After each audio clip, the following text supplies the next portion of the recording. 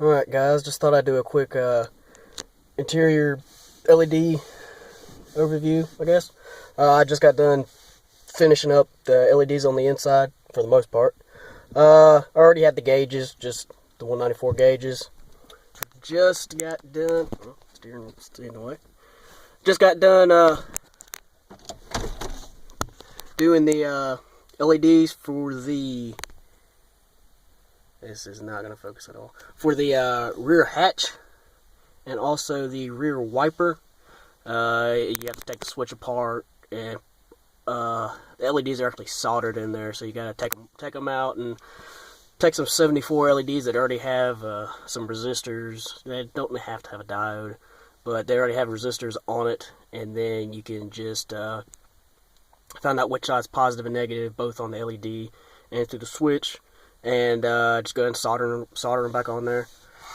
My radio can turn pretty much, the screen and the outside can turn through any color, pretty much. It's got a color wheel basically, so any color you want to. Also did the HVAC. It's T1.5, and I also, as you see,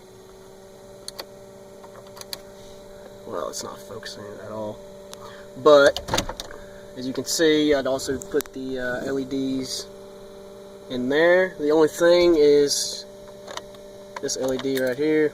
Well, that incandescent, it might actually be a LED factory, but you actually have to take the whole HVAC unit apart, and this thing's so brittle, obviously, from it being 96, that once you start taking it apart, you're just going to break it.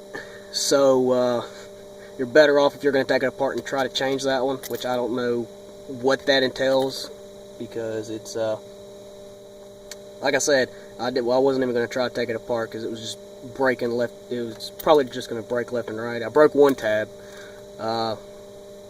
so yeah, it's still in there, but I might try to change that later on. Also did the door lights. That's a Neo 4 for this, and for the lock, it is actually a Neo 3. Probably noticing, you're not going to see it, but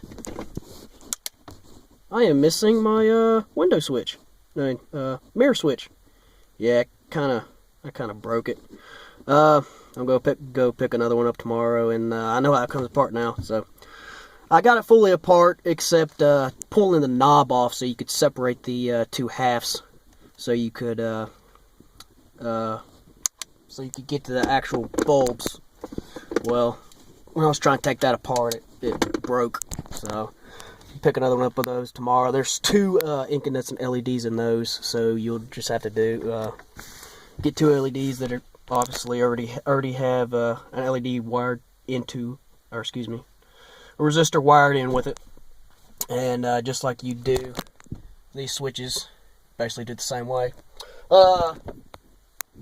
Did the passenger door, that's Neo 4, and if you have an SUV, the two rear doors are Neo 3s, and that's pretty much it.